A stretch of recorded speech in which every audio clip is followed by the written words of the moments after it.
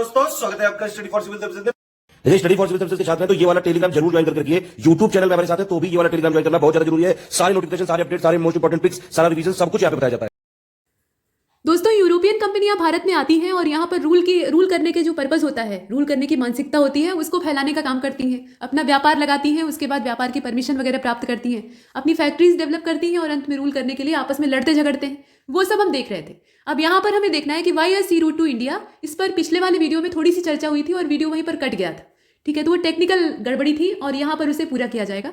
तो देखिए, सी रूट जो भारत में आने का था, उसको अपनाकर यहाँ आने के पीछे इनका मेन मकसद क्या था, वही दिया हुआ है।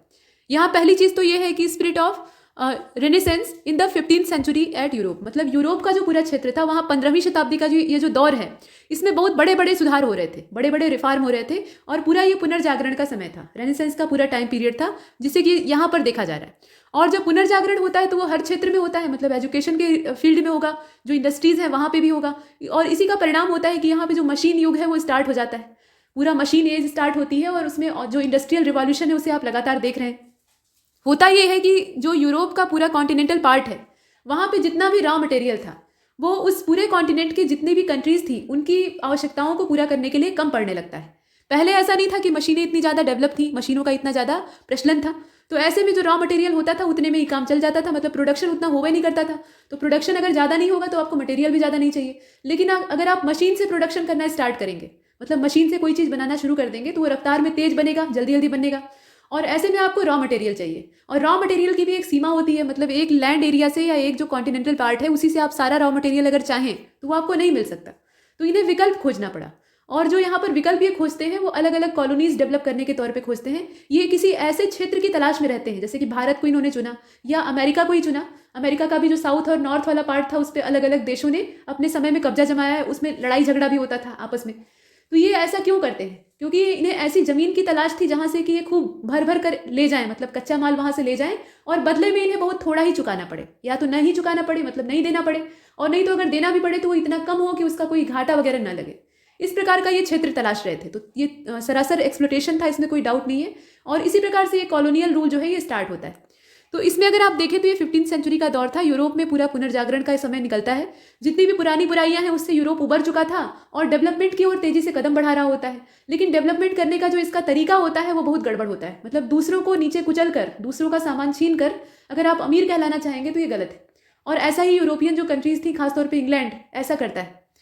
तो यहाँ अगर आप देखें तो यूरोपियन जो इकोनॉमी है वो बहुत तेजी से रैपिडली ग्रो कर रही थी, क्योंकि प्रोडक्शन बहुत तेज हो रहा था। जो इंडस्ट्रीज हैं वो बढ़िया काम कर रही थी। तो प्रोडक्शन जब अच्छा होगा, इंडस्ट्रीज बढ़िया चलेंगी, सामान की पैदावार ज़्यादा होगी और उसी हिसाब से बिक्री भी होगी। तो इससे क्या होगा, इकोनॉमी में बूस्ट आएगा, वो तेजी से ग्रो करेगी। वही लिखा हुआ है, leading the prosperity and demand for luxury good. मतलब जो यहाँ पे लग्जरियस गुड था या गुड्स था, मतलब सामान था, उसकी डिमांड काफ़ी ज़्यादा बढ़ जाती है। Increase in the supply of meat requiring, यहाँ देखिएगा, meat requiring spices for the preservation. आपको ये समझ में आता होगा या ऐसा लगता होगा कि अंग्रेज इतना ज़्यादा मसाले में या जो स्पाइसेस होती थी, मतलब स्पाइसेस होते थे, उसमें इतना इंटरेस्ट क्यों लेते थे? तो उसके पीछे का मेन रीज़न ये है कि ये मसाला हम लोगों की तरह गरम मसाले को पीस कर और सब्जी में डालकर उसका मटर पनीर नहीं खाते थे। ये उनका तरीका नहीं है। ये लोग बहुत कम मसालेदार भोजन करते थे। ये मांस खाते थे ज़्यादातर, मतलब नॉन वेजिटेरियन होते थे। और मांस को प्रिजर्व करने के लिए, जो मीट होता था उसको प्रिजर्व करने के लिए मसाले बड़े ही कारगर होते थे। ये मसाला वगैरह लगा के और उसे स्टोर कर देते थे, तो वो लंबे समय तक बचा रहता था। पहले के समय में इतना जो रेफ्रिजरेटर और जो ठंडे करने की प्रणालियां हैं वो विकसित नहीं थी कि उसी में आप डाल दिए वो फ्रोजन मीट हो गया, ऐसा नहीं। पहले के समय में मसाला लगा के उन्हें सुरक्षित रखते थे। आपने पढ़ा होगा ना कि मिस्र में जो शव होते थे उनके ऊपर एक मसाले जैसा लेप किया जाता था। तो भले ही वो खाने वाला मसाला ना हो, रासायनिक हो, लेकिन उसमें भी एक लेप चढ़ाकर शवों को सुरक्षित रखते थे। तो वैसे ही यहाँ पर जो मांस होता था उसके ऊपर भी एक मसाले का लेप लगाकर उसे प्रिजर्व किया जाता था। और यही यहाँ से मसालों के व्यापार का मेन पर्पज था और अच्छी खासी खपत थी। इसके बाद आप नीचे देखिए, कुछ और चीज़ें इसमें लिखी हुई हैं, जैसे कि capture of Constantinople in 1453 and Syria and Egypt later by Ottoman Turk, calling for the new route to reach India without dealing with Arab and Turk। मतलब यहाँ ये होता है कि जो पूरा सीरिया और इजिप्ट वाला क्षेत्र है, वहाँ पे ऑटोमन एम्पायर, मतलब ऑटोमन एम्पायर इनके रास्ते में एक बाधा थी।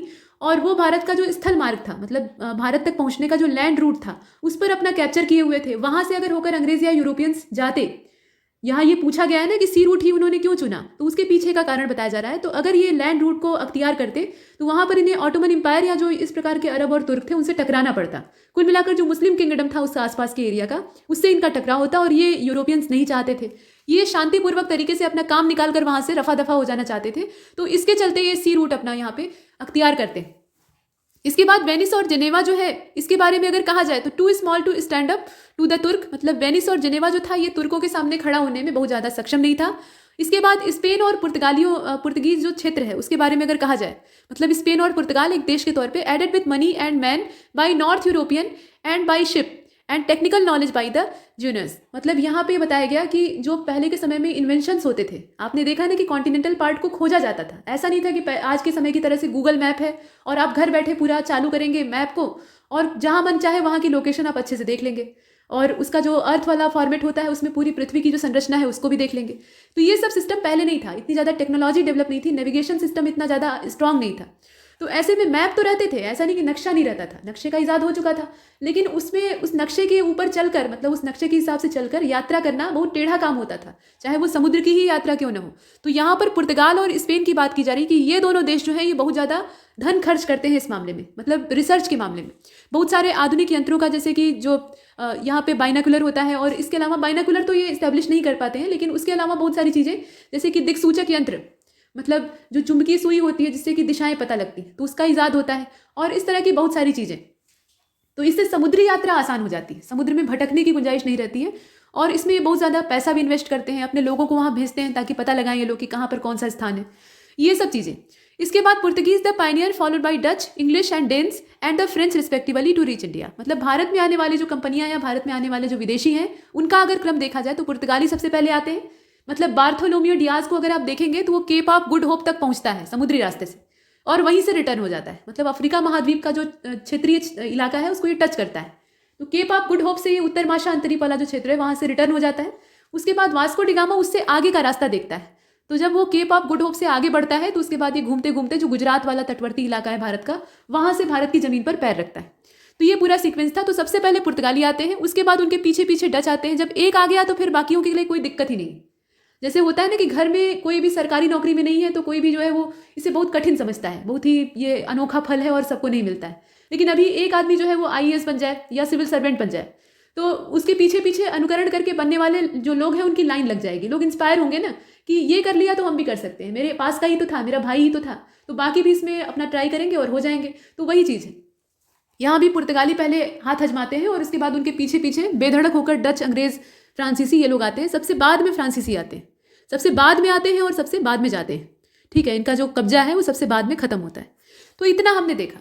इसके बाद अब पुर्तगीज़ को एक बार डिटेल में देख लेते हैं। तो वास्को डिगामा जो है ये डिस्कवर करता है सी रूट भारत तक आने का। हालांकि केप ऑफ गुड होप जो उत्तर माशा अंतरीप है वहाँ तक पहुँचने का जो सी रूट है वो पहले ही डिस्कवर किया जा चुका था, मतलब 1498 का जो टाइम है उससे पहले ही। इसके बाद वास्को डिगामा का जो सेकेंड विजिट था भारत में वो 1502 में था, यानी 1502 में।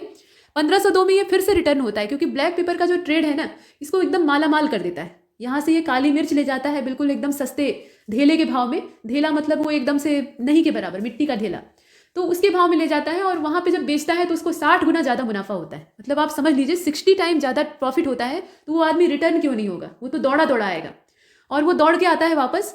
और यहाँ आप देखेंगे कि जो सेकेंड विजिट है वो 1502 में होती है। Lead to the establishment of trading station at Calicut. और उसके बाद अब वास्को डिगामा या कोई भी पुर्तगाली इस क्षेत्र को खोना नहीं चाहते थे क्योंकि वो सोना उगल रहा था। इतना ज़्यादा मुनाफा हुआ तो इन्हें ये एहसास हुआ कि जब सिर्फ काली मिर्च या इस छोटे से व्यापार से हमें इतना प्रॉफिट हो रहा है तो इसका मतलब है कि अगर हम यहाँ पे अपनी पूरी फैक्ट्री वगैरह डेवलप कर लें, यहाँ अपना एडमिनिस्ट्रेशन बना लें, अधिकार जमा लें इस क्षेत्र पे, तो हम बहुत ज़्यादा मुनाफा कमा सकते हैं, मतलब सबसे अमीर बन सकते हैं। तो जो कालीकट वाला क्षेत्र था वहाँ पे अपना ट्रेडिंग स्टेशन इस्टेब्लिश करने का इनका पूरा प्लान था। कोचीन एंड कैनूर, इसके अलावा सिर्फ कालीकट ही नहीं, कोचीन और कैनूर वाला जो क्षेत्र है वहाँ भी ये अपना पूरा दावा कर लेते हैं। इसके बाद फ्रांसिस्को डी अल्मीडा, जब इतना काम हो जाता है, मतलब साजो सामान तैयार हो जाता है और यहाँ पे बंदोबस्त हो जाता है, तो उसके बाद अब शासक अपॉइंट करने की जो चीज़ें हैं वो शुरू होती हैं, मतलब अपने अपने गवर्नर बनाने लगते हैं। तो पहला गवर्नर बन के आता है फ्रांसिस्को डी अल्मीडा। यहाँ आप देख रहे हैं 1505 से लेकर 1509, ये 4 वर्षों के लिए आता है। ये फर्स्ट गवर्नर था, फर्स्ट पुर्तगीज गवर्नर था। Initiated the blue water policy, और जो नीले जल की नीति कही जाती है ना, ब्लू वाटर पॉलिसी, उसको लाने वाला ये व्यक्ति था। ये कार्टेज सिस्टम था। मतलब इसमें ये होता था कि जो समुद्री एरिया था उसको हम पूरी तरह से अपने कब्जे में रखेंगे, वहाँ पे किसी का भी और अधिकार नहीं होने देंगे, क्योंकि ये अच्छी तरह से जानते थे कि इनके जो प्रतिद्वंदी हैं वो मेनली यूरोपियंस हैं। मतलब अरबों का खतरा तो इनको है ही है, अरबों से ये निपट भी लेते थे, लेकिन जो मेन इनका यहाँ पे टक्कर होने वाली है वो यूरोपियन से होने वाली है, क्योंकि ये आए हैं तो इनके पीछे पीछे आने वालों की कोई कमी नहीं है। तो ऐसे में अगर सी रूट हमारे कब्जे में रहेगा, मतलब जो समुद्री क्षेत्र है उस पर अगर हम कैप्चर करके रखेंगे, तो यहाँ आने के सारे रास्ते जो है वो ब्लॉक रहेंगे, तो आने में कोई भी हिचकिचाएगा, और वही काम ये करते हैं। इसके बाद अल्फांसो डी अल्बुकर्क आता है। ये पुर्तगाली शक्ति का यहाँ पे वास्तविक एक तरह से संस्थापक कहा जाता है, इसे फाउंडर कहते हैं। वैसे संस्थापना करने का काम किसने किया था? यहाँ पे जो पावर है उसको स्टैब्लिश करने का काम अल्मीडा ने किया था, लेकिन जो यहाँ पे एक्चुअल फाउंडर है वो कहलाता है अल्बुकर्क, क्योंकि ये काफ़ी ज़्यादा एम्बिशियस था और ये अपने राज्य को फैलाने में विश्वास करता था। तो इसे आप देखेंगे कि 1509 में आता है, 1515 में जाता है और 6 साल तक रहता है। Considered to be the founder of Portuguese power, मतलब ये एक्चुअल फाउंडर कहलाता है। इसके बाद भारत में यहाँ देखा जाए तो इसने क्या किया, गोवा पर कब्जा कर लिया। मतलब यूसुफ आदिल शाह जो कि बीजापुर के सुल्तान थे, उनके अधिकार में था गोवा, तो ये छीन लेता है। और इसके बाद परस्यूटेड मुस्लिम कैप्चर्ड, नीचे आप देख रहे हैं, captured Bhatkal from Shri Krishna Deva Raya 1510 of Vijayanagar. Vijayanagar empire भी साथ साथ चल रहा है यहाँ कंटेम्प्रोरी के तौर पे। तो बहमनी साम्राज्य, विजयनगर एम्पायर जो बीजापुर वाला क्षेत्र है, ये पूरा वहाँ पे मुस्लिम और हिंदू साम्राज्य के तौर पे था। इनमें पट्टी नहीं थी, तो आप देख ही चुके हैं, आपने हिस्ट्री में पढ़ा ही है। अब यहाँ पर ये बताया गया कि उनका फ़ायदा उठाते हैं, मतलब दोनों की दुश्मनी का फ़ायदा उठाते हैं और दोनों को कमज़ोर करने का प्रयास करते हैं। तो ये श्री कृष्ण देव राय से कैप्चर कर लेता है ये 1510 में। और उसके बाद and initiated the policy of marrying with the natives of Indian and ban the practice of Sati in his area of influence. एक काम ये अच्छा करते हैं कि उस समय सती प्रथा बहुत जोर शोर पर थी। हालांकि अकबर इसको रोकने का प्रयास कर चुका था, लेकिन वो बहुत पुरजोर प्रयास नहीं करता है जानबूझ के, क्योंकि सांप्रदायिक उन्माद भड़क सकता था, जो हिंदू हैं वो नाराज हो सकते थे, तो वो इतना बड़ा कदम नहीं उठा पाता है, सिर्फ कोशिश करता है। पुर्तगाली क्या करते हैं कि अपने क्षेत्र में जहाँ जहाँ इनका इलाका रहता है वहाँ सती प्रैक्टिस को पूरी तरह से बैन कर देते हैं, मतलब एकदम कठोर उस पर पाबंदी लगा देते हैं। ये अच्छी बात है, लेकिन बुराई क्या है? बुराई ये है कि ये जो भारतीय महिलाएं हैं या भारतीय जो यहाँ की लोकल महिलाएं हैं, स्त्रियां हैं, उनके साथ अपने जो व्यक्ति हैं, मतलब उनके जो अपने नेटिव लोग हैं, उनको विवाह करने के लिए प्रोत्साहित करते हैं कि मतलब यहाँ की भारतीय जो औरतें हैं उनसे शादी करो और उसके बाद तुम्हारी जो संतानें पैदा होंगी उनमें पुर्तगीज़ का जो ब्लड है वो भी रहेगा। तो इस प्रकार से हम दोनों आपस में जुड़ जाएंगे और यहाँ पर अपनी सत्ता स्थापित करना ये बहुत आसान हो जाएगा। और ये धर्मांतरण भी करवाते हैं। ये इनकी सबसे बड़ी खराबी थी और इससे जो यहाँ के मुगल इंपरर हैं वो नाराज हो जाते हैं। जैसे शाहजहाँ को आप देखेंगे तो ये जब अपने पैर ज़्यादा फैलाने लगते हैं, बंगाल वाले रीजन में, हुगली वाले क्षेत्र में लूटपाट करने लगते हैं, तो शाहजहाँ इनको बहुत बुरी तरह से वहाँ से खदेड़ता है। तो ये सब चीज़ें। अब इसके बाद आगे चलें तो यहाँ नीनो डी कुन्हा का नाम आप देख पा रहे हैं। नीनो डी कुन्हा 1529 से 38 shifted the capital from Cochin to Goa. Goa को कैप्चर करने वाला अल्बुकर्क था, लेकिन वो गोवा में कैपिटल को शिफ्ट नहीं करता है, वो गोवा को डेवलप करता है। लेकिन यहाँ पर नीनो डी कुन्हा के द्वारा जो कैपिटल है उसी को शिफ्ट कर दिया जाता है कोचीन से गोवा 1530 में।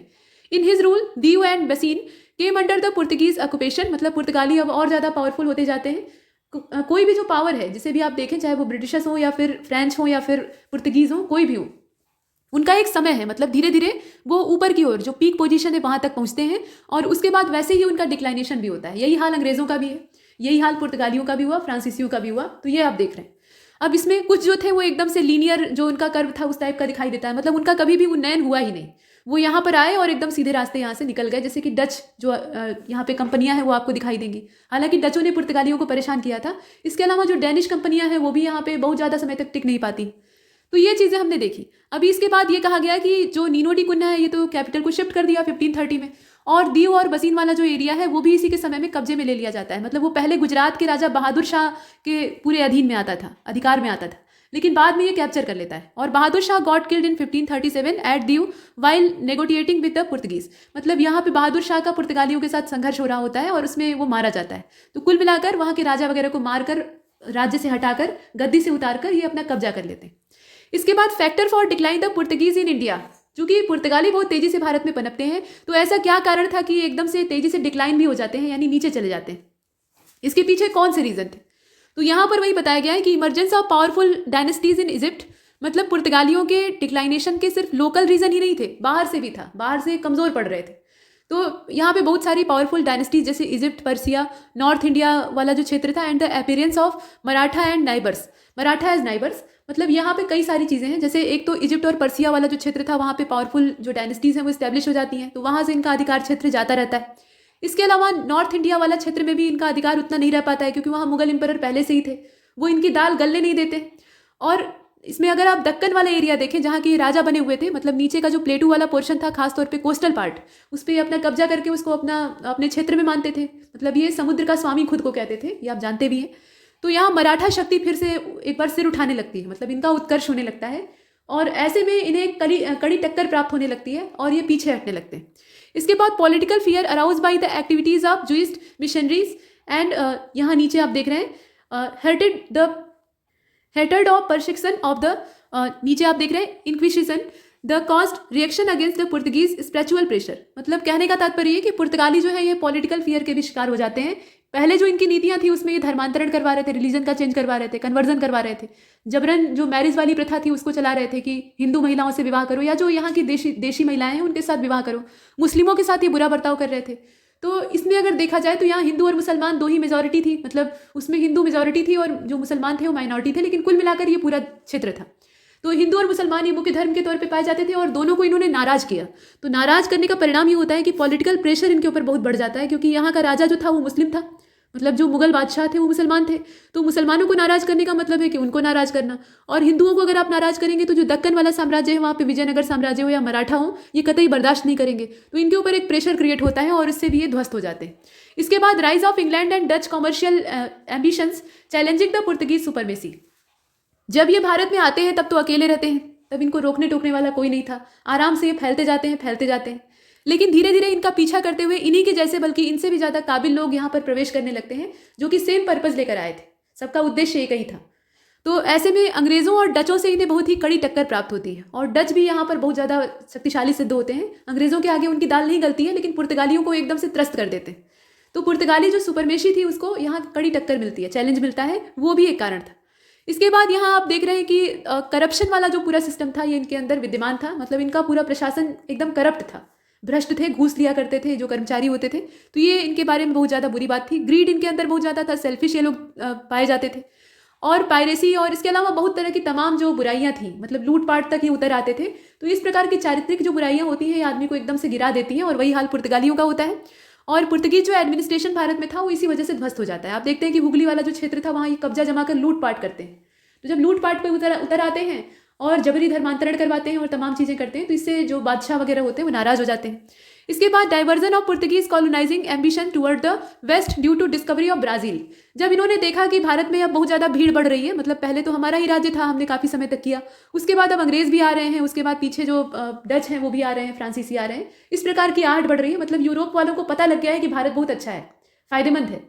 तो ऐसे में ये यहाँ से हटने का प्लान पहले से ही बना लेते हैं। एक तो ये टिक नहीं पा रहे थे, तो इनका जो डाइवर्जन है वो हो जाता है वेस्ट की तरफ, यानी पश्चिम की तरफ। और पश्चिम में कहाँ, तो जो साउथ अमेरिका वाला पोर्शन है वहाँ पे ब्राज़ील इन्हें दिख जाता है, और ब्राज़ील में बढ़िया मात्रा में इन्हें रिसोर्सेज दिखते हैं। और उन रिसोर्सेज की जो लालच है या ग्रीड जो है वो इन्हें उधर की ओर यानी ब्राज़ील की ओर खींच लाती है। ये कुछ हमने देखा। यहाँ तक हमने पुर्तगालियों को देखा, अभी देखेंगे डचों को, उसके बाद तब अंग्रेज़ों को देखेंगे और लास्ट में फ्रांसीसियों को देखेंगे। तो जो डच थे इनके बारे में अगर देखा जाए तो the United East India Company of Netherlands, ये कहाँ के थे? डच लोगों के बारे में अगर देखा जाए तो ये नीदरलैंड के थे। तो United East India Company of Netherlands, इसी को कहा जाता था डच कंपनी या डच ईस्ट इंडिया कंपनी। और इसका जो वैसे नाम था उसे भी देख लीजिए, वेरिज ओस्ट इंडियंस कंपनीज, इस प्रकार से इसका नाम था। तो कुल मिलाकर आप United East India Company of Netherland ये जानते रहिए। Form in March 1602। इसका जो समय है उसको याद रखिएगा, क्योंकि समय से प्रश्न बनते हैं। इसमें आपको क्रोनोलॉजी में अरेंज करने के लिए या सीक्वेंस के हिसाब से दे देगा और बताइए इसमें से सही कौन सा है, इसे पूछा जाएगा। पहले कौन आया, बाद में कौन आया, एस्टेब्लिशमेंट की जो डेट है वो भी पूछी जा सकती है। तो 1602 जो मार्च का समय था उस समय ये इस्टेब्लिश होता है by the charter of Dutch parliament. यहाँ पे डच पार्लियामेंट जो थी, डचों की जो पार्लियामेंट थी, संसद थी, वहाँ पे एक चार्टर पास होता है और उसके थ्रू इसे यहाँ पे अलाउ किया जाता है। यहाँ देखिएगा, had the power to wage war, make treaty and build fort. मतलब इसमें कई सारे प्रावधान किए जाते हैं। उसके बाद डच फैक्ट्रीज जो भारत में इस्टेब्लिश होती हैं उनकी तारीखें ध्यान से देखिएगा एक के बाद एक। इसमें सबसे पहली जो आपको दिखाई दे रही है वो मसूलीपट्टनम है 1605, उसके बाद पुलिकट 1610, सूरत 1616, उसके बाद बिमलीपट्टनम ये जो है ये 1641 का पूरा इसका समय था। इसके बाद करिकेल जो है इसमें देखिए 1645, इसके बाद चिंसुरा है 1653। शुरुआत में जो दक्कन वाला हिस्सा है उसमें कोस्टल पार्ट में अपना कब्जा जमाते हैं, लेकिन धीरे धीरे करके इनका जो क्षेत्र है वो बढ़ने लगता है। इसके बाद कासिम बाजार जो क्षेत्र है उसको आप देखेंगे, ये सी से भी स्पेलिंग स्टार्ट होती है, लेकिन ज़्यादा इसका जो सही तरीका है वो के से है। तो कासिम बाजार वाला क्षेत्र था। इसके अलावा बारानगर या जो इधर का क्षेत्र और पटना वाला जो इलाका था वहाँ भी ये अपनी फैक्ट्री को स्टैब्लिश करते हैं। बालासोर वाला इलाका है, नागपट्टनम है, ये सब जो डेट है ना, मतलब ये जितनी भी फैक्ट्रीज़ की यहाँ पे आप इस्टेब्लिशमेंट को देख रहे हैं, इन सब की जो डेट है वो 1658 है और कोचीन वाली जो डेट है वो 1663 है, यानी 1663। इसके बाद आगे चले तो decline in India, the defeat of Dutch in the Anglo Dutch revelry and the shifting of Dutch attention towards the Malay प्रायद्वीप। मतलब यहाँ पे क्या होता है कि भारत में इनका भी डिक्लाइनेशन होता है। आप जानते हैं कि अंतिम रूप से यहाँ पर टिकने वाले कौन थे? वो अंग्रेज थे, जिन्हें कि हम यहाँ से डिक्लाइन कर देते हैं, हम भारतीय इन्हें यहाँ से खदेड़ देते हैं, समय भले ही लगता है। लेकिन डचों का यहाँ से पतन क्यों हो जाता है? क्योंकि अंग्रेजों और डचों के बीच में टकराव शुरू हो जाता है। डच पुर्तगालियों को बेकार कर देते हैं, ये पुर्तगालियों के साथ भिड़कर उन्हें यहाँ से साफ कर देते हैं और वो बेचारे ब्राज़ील की ओर चले जाते हैं। उसके बाद बचते हैं ये लोग, तो अंग्रेजों से इनका आमना सामना होता है। उसके बाद वेदरा का युद्ध होता है। वेदरा का जो बैटल है वो 1759 में होता है, प्लासी के अगले ही कुछ सालों में। और उसके बाद वहाँ पर ये सिद्ध हो जाता है कि डच अब यहाँ पे टिकने वाले नहीं है, इनकी शक्ति एकदम से साफ हो गई है। और उसके बाद ये यहाँ से रवाना हो जाते हैं, जो मलय प्रायद्वीप वाला हिस्सा है वहाँ पे मसालों के व्यापार में इनका इंटरेस्ट जग जाता है और वो वहाँ पे अपना पल्ला झाड़ लेते हैं। तो ये पूरा सिस्टम था, मतलब अंग्रेजों ने सबको यहाँ से खदेड़ दिया। कुछ जो है वो अच्छे ढंग से समझा बुझा कर या अपने क्षेत्रों को यहाँ से अंग्रेजों को शिफ्ट करके तब जाते हैं, और कुछ जो है वो लड़ाई के बाद जाते हैं। तो इसे देखने के बाद यहाँ बैटल ऑफ बेदरा दिया हुआ है, उसे आप देख सकते हैं। तो बैटल ऑफ बेदरा होता है 1759 में, यहाँ 1758 दिया है वो गलत है। 1759 में ये मेनली लड़ा जाता है और इसमें डचों की पूरी तरह से पराजय होती है। तो ये निर्णायक युद्ध है, इसको आपको याद रखना है। मतलब 1757 प्लासी है और उसके बाद 1759 जो है ये बेदरा का युद्ध है। 1760 में आप देखेंगे तो उसके तुरंत बाद यहाँ पे जो वांडीवाश है वो हो जा रहा है, और वांडीवाश में फ्रांसीसियों और जो अंग्रेज हैं उनके बीच में टकराव होता है और यहाँ फ्रांसीसी हार जाते हैं। तो एक के बाद एक ईस्ट इंडिया कंपनी जो ब्रिटिश वाली है उसको फायदा ही फायदा मिल रहा है, मतलब जीत लगातार मिल रही है। और वांडीवाश के बाद ये तय हो जाता है कि यहाँ पर शासन करने वाली वास्तविक शक्ति कौन होगी। और आप जानते हैं कि उसके बाद फिर इस पर मुहर लग जाती है 1764 में, जो बक्सर का युद्ध होता है। मतलब यहाँ की जो पावर्स थी वो भी ध्वस्त हो जाती है, तो रास्ता रोकने वाला अब कोई नहीं है, अब अंग्रेज यहाँ पर जम जाएंगे और वही होता है। तो आइए देखते हैं इंग्लिशों को, मतलब जो इंग्लिश लोग हैं। इसमें फैक्टर ऑफ फाउंडेशन दिया हुआ है। तो Drake voyage round the world the English victory, यहाँ आप देख लीजिएगा, the English victory over the mighty Spanish armada leading to great ambition. मतलब यहाँ पे अंग्रेजों की जो विजय है जो कि विश्व स्तर पर होती है और वो एक बड़ी महत्वाकांक्षा, मतलब एक बिग जो एम्बिशन है उसको पैदा करती है। तो इसी का ये सब नतीजा है। फॉर्मेशन यहाँ नीचे देखिएगा, formation English east India company was form, मतलब यहाँ एक हेडिंग होनी चाहिए थी, ठीक है, यहाँ पर एक हेडिंग होनी चाहिए थी, फॉर्मेशन अलग है। English east India company was form on December 31, 1600, मतलब 1600 का जो एकदम अंतिम दिन था, सन 1600 ईस्वी का जो एकदम अंतिम डे था, यानी 31 दिसंबर, उस दिन एक चार्टर पास होता है। नए साल से पहले ये काम किया जाता है। और क्वीन एलिजाबेथ उस समय वहाँ पर रूल कर रही थी। एलिजाबेथ फर्स्ट है, इसको ध्यान दीजिएगा। और यहाँ पूछा जाता है कि अकबर की कंटेम्प्रोरी इसमें से कौन सी है। तो क्वीन एलिजाबेथ और यहाँ का जो शहंशाह अकबर था वो दोनों समकालीन थे, ठीक। तो queen Elizabeth which gave the company monopoly to trade in East Indies for 15 year. बाद में ये बढ़ा दिया जाता है, वो हम लोग आगे देखेंगे। लेकिन 15 साल के लिए, अभी वर्तमान में 15 साल के लिए कंपनी को, यानी ईस्ट इंडिया कंपनी जो है, इसको यहाँ पर पूरी मोनोपोली प्राप्त होती है कि वो ट्रेड कर सकता है। अर्थात ब्रिटेन से कोई और कंपनी जाकर वहाँ पे इस भारतीय क्षेत्र में व्यापार नहीं कर सकती है। मोनोपोली का यही मतलब होता है। मोनोपोली में एकाधिकार होता है, यानी कोई एक ही जो बड़ा ग्रुप होता है या संस्था होती है वही पूरे क्षेत्र पर कब्जा कर लेती है। जैसे आजकल आप देख रहे हैं कि पूरे एजुकेशनल फील्ड पर अनअकैडमी ने कब्जा करके रखा हुआ है। तो इस प्रकार से होती है मोनोपोली। इसके बाद आगे चले तो यहाँ आप देखें कि सेटलमेंट इन इंडिया। तो भारत में सेटलमेंट किस प्रकार से होता है? विद कैप्टन थॉमस बेस्ट, जो viceroy over the Portuguese 1612, the England establish there, माफ कीजिएगा, the English establish there first factory at Surat. मतलब इनकी जो पहली फैक्ट्री इस्टेब्लिश होती है वो सूरत में इस्टेब्लिश होती है और वो 1613 का है। Subsequently sir Thomas Roe or Thomas Roe secure permission from Jahangir to establish factory at Agra. इसके बाद टॉमस रो आता है और टॉमस रो काफ़ी ज़्यादा यहाँ पे कूटनीति के तरीके से काम करता है। वो यहाँ के शहंशाह जहांगीर, जो कि अकबर का पुत्र यानी शहजादा सलीम था, तो उससे व्यापार की परमिशन प्राप्त करता है आगरा वाले क्षेत्र में। मतलब यहाँ पे वो अपनी फैक्ट्री को इस्टेब्लिश करेगा। इसके अलावा सिर्फ आगरा ही नहीं, अहमदाबाद और बरोच में भी ये काम करता है, मतलब गुजरात वाला क्षेत्र। तो बड़ी सफलता उसे प्राप्त होती है। इसके बाद बॉम्बे जो है ये कैसे इनके अंडर में आया था, ये आपने देखा ही, पुर्तगालियों के कब्जे में था बॉम्बे। और चार्ल्स द्वितीय नाम के जो राजा थे इंग्लैंड के, उनका विवाह कैथरीन नाम की एक राजकुमारी से होता है। और कैथरीन जो थी ये पुर्तगाली थी, ईसाई दोनों थे, तो यहाँ विवाह होता है, दोनों देशों के बीच में वैवाहिक संबंध स्थापित होते हैं। अब कैथरीन को दहेज में दिया जाता है बॉम्बे, मतलब वो दहेज में लेकर आती है बॉम्बे। यहाँ का जो मुंबई था उसे दहेज में दे दिया जाता है। तो इस प्रकार से ये चार्ल्स, यहाँ आप देख लीजिएगा, चार्ल्स द्वितीय का दहेज हो गया, डॉवरी हो गई। अब ये पूरा जो हिस्सा होता है बॉम्बे वाला, इसको चार्ल्स द्वितीय यानी जो महाराजा हैं वो कंपनी को लीज पर दे देते हैं, बहुत ही कम किराए पर, या नाम मात्र का किराया होता है उस पर यहाँ पे दहेज में दे दिया जाता है, माफ कीजिएगा लीज में दे दिया जाता है, और उसके बाद कंपनी इस पर अपना पूरा व्यापार का क्षेत्र जमा लेती है। तो इस प्रकार से कंपनी के अधिकार में बॉम्बे आ जाता है और वही दिया हुआ है। यहाँ कहा गया है कि leasing it out to English company for an annual rent of 10 pound. 10 pound का मात्र एनुअल रेंट था, मतलब कुछ नहीं था, नहीं के बराबर था, और इसके बदले में जो बेनिफिट मिलने वाला था वो बहुत ज़्यादा था। इसके बाद आप आगे चले तो यहाँ पर मद्रास वाला रीजन है, और मद्रास वाले रीजन में with the Fort St George replace Masulipatnam as a English headquarter on the east coast when the former was given by the Chandragiri chief to English in 1639। ये डेट जो है इसको आपको याद रखना है, 1639। The city of Calcutta grew from the development of 3 village. Calcutta की स्थापना अच्छा कैसे होती है वो दिया हुआ है। तो कलकत्ता शहर की स्थापना यहाँ पे 3 अलग अलग जो गांव थे बंगाल के उनको मिलाकर होती है, और वही दिया हुआ है यहाँ पे 3 विलेजेस, सूतानदी, गोविंदपुर और कालीकता। कालीकता नाम था। तो इस प्रकार से ये 3 गांव थे, इनको मिला दिया गया और मर्ज करके यहाँ पे से जो फोर्ट विलियम है उसकी स्थापना होती है। और जब फोर्ट विलियम की स्थापना होती है तो इसके चारों ओर एक नगर विकसित हो जाता है जो कि एक औद्योगिक क्षेत्र था, और ये कलकत्ता के तौर पर जाना जाता है। तो ये 1700 के आसपास की बात, मतलब इसे फोर्टिफाइड किया जाता है। पहले के समय में फोर्टिफिकेशन अनिवार्य होता था क्योंकि हमले होते रहते थे, तो लड़ाई से सुरक्षा करने के लिए या आक्रमण से बचने के लिए ऐसा किया जाता था।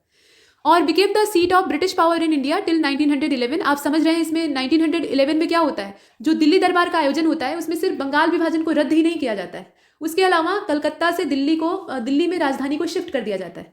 इसका मतलब यह है कि 1911 तक ये जो कैपिटल है, मतलब पूरे देश भारतवर्ष की कैपिटल, वो कलकत्ता ही थी, यानी वास्तविक केंद्र, शक्ति का केंद्र। इसके बाद फर्रुख शेयर का जो फरमान है वो जानना आवश्यक है इसमें। तो 1717 में मुगल एम्परर फर्रुख शेयर का फरमान आता है, और कार्ल मैग्ना कार्टा, मतलब इसको मैग्ना कार्टा कहा जाता है, इसके बारे में हालांकि हमने पीछे देखा है। और इस मैग्ना कार्टा के थ्रू होता क्या है, तो ईस्ट इंडिया कंपनी को बहुत बड़े मात्रा में, मतलब सिग्निफिकेंट जो प्रिविलेजेस हैं वो प्राप्त होती हैं, और पूरा जो बंगाल, गुजरात और हैदराबाद वाला क्षेत्र है वहाँ पे बहुत ज़्यादा इन्हें छूट मिल जाती है, व्यापार में छूट मिल जाती है, एक तरह से वहाँ पे ये आज़ाद हो जाते हैं।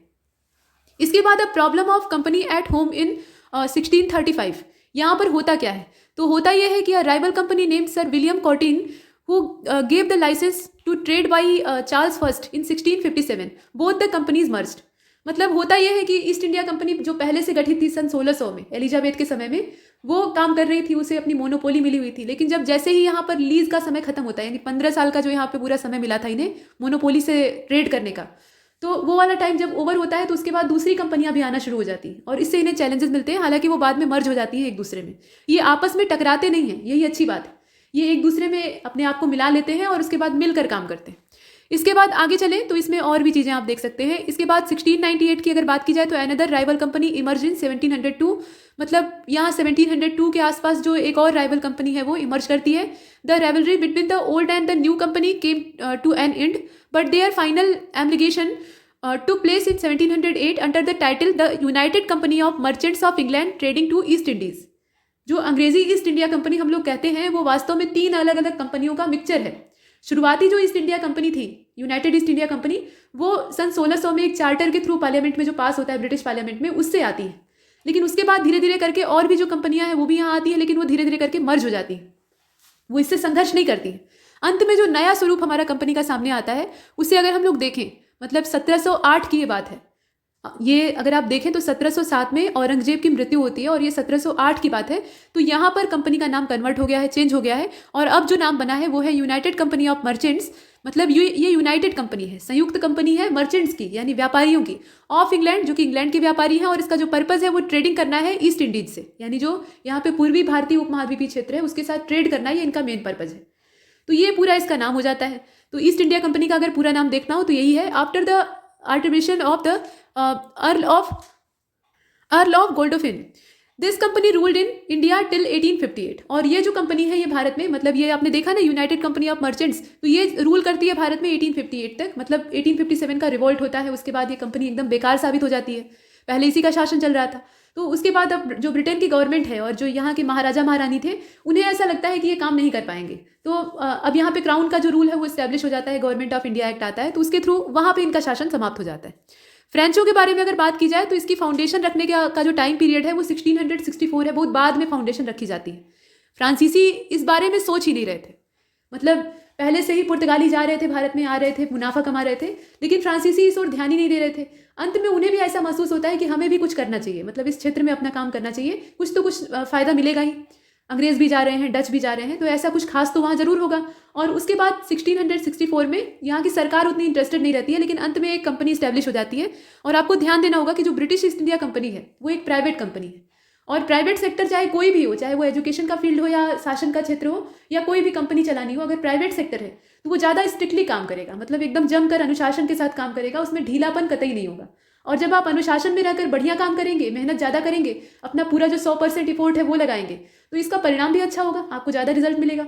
और वही हाल अगर गवर्नमेंट सेक्टर में देखा जाए तो गवर्नमेंट सेक्टर में गवर्नमेंट आपकी पूरी मालिक है, आपको एक तय समय पर फिक्स सैलरी मिली जाएगी, तो आपको क्या पड़ी है एकदम जी जान से काम करने की। काम तो तब भी करते हैं, लेकिन ड्यूटी जितनी निभानी चाहिए उतनी नहीं निभाते हैं। तो यहाँ भी वही हाल होता है। ये जो फ्रेंच ईस्ट इंडिया कंपनी थी, ये सरकारी कंपनी थी, इसमें मोटिवेशन और जो इंस्पायरेशन है उसका अभाव था, और इसलिए उतनी ज़्यादा प्रोपिगेशन नहीं कर पाते हैं, और भी कई सारे कारण हैं। तो कुल मिलाकर यहाँ आप देख रहे हैं कि जो लुई 14वां है, ये इंग्लैंड, माफ़ कीजिएगा, फ्रांस के राजा थे उस समय। लुई 16वें तक यहाँ पे जो लुई साम्राज्य है वो चलता है, और इसमें कई सारे जो लुई थे वो बहुत ज़्यादा निरंकुश थे। तो ये जारशाही प्रथा आप लगातार देखेंगे। खैर, तो यहाँ पे लुई 14वां जो है, इसके सौजन्य से उसके मंत्री कॉलबॉर्ट के द्वारा 1664 में ये जो कंपनी है फ्रेंच ईस्ट इंडिया कंपनी, इसको इस्टेब्लिश किया जाता है। कंपनीज डेस इंडीज ओरिएंटेज, ये इसका पूरा नाम था। अब सेटलमेंट इन इंडिया, अगर इनके पूरे इंडिया में सेटलमेंट की बात की जाए तो Pondicherry develop as a headquarter, मतलब फ्रांसीसियों का जो हेडक्वार्टर था वो पौंडीचेरी के तौर पर डेवलप होता है। Was granted to Francisco Martin the director of Masulipatnam factory by, नीचे आप देख रहे हैं, वलिकानंदीपुरम गवर्नर शेर खान लोदी, मतलब उस समय वहाँ का जो गवर्नर था वो शेर खान लोदी था, जो कि एक नेटिव मतलब मुस्लिम रूलर था। तो वो क्या करता है कि यहाँ मसूलीपट्टनम वाला जो क्षेत्र था वहाँ पे एक फैक्ट्री लगाने की परमिशन देता है, यहाँ आप देख रहे हैं। और उसके बाद यहाँ देख लीजिएगा, यहाँ से सेंटेंस स्टार्ट होता है, in 1673 finally incorporated into Indian union in 1954। कुल मिलाकर ये भारत संघ में जो इसका पूरा विलय क्षेत्र है, पांडिचेरी वाला इलाका, ये लंबे समय तक फ्रांसीसियों के कब्जे में रहता है।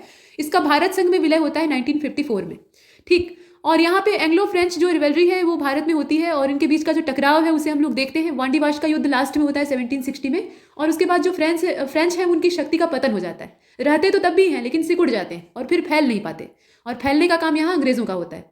तो यहाँ तक हमने इसे कंप्लीट किया है। लेक्चर आगे जारी रहेगा, लेकिन इस वीडियो में इतना ही। तब तक के लिए नमस्कार।